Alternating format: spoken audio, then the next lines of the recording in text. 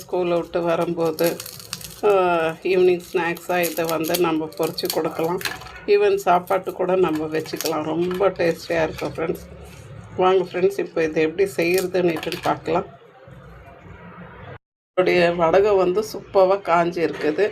இது பார்த்திங்கன்னாக்கா நம்ம சீக்கிரம் காஞ்சிடும். எப்படின்னாக்கா நம்ம ஃபேன் காற்றுல போட்டாலும் காஞ்சிடும், பின்ன வந்து வெயிலில் வச்சாலும் ஈஸியாக காஞ்சிடும், சீக்கிரமே காயும். இந்த கூழ் காசி ஊற்றி அதெல்லாம் தேவையே இல்லை. அப்பளம் மாதிரி சூப்பராக வந்துடும்.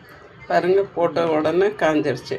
நம்ம வந்து தோசைக்கு அரைக்கும்போது கூட கொஞ்சம் ஒரு 2 கிளாஸ் அரிசியை ஊற போட்டு இப்படி செஞ்சுக்கிடலாம். ரொம்ப ரொம்ப சிம்பிள், ரொம்ப டேஸ்டியாகவும் இருக்கும். வாங்க ஃப்ரெண்ட்ஸ், இப்போ இதை பொரித்து பார்க்கலாம். பாருங்கள் ஃப்ரெண்ட்ஸ், இப்போது எண்ணெய் நல்லா காஞ்சிடுச்சு. இப்போ நான் இதை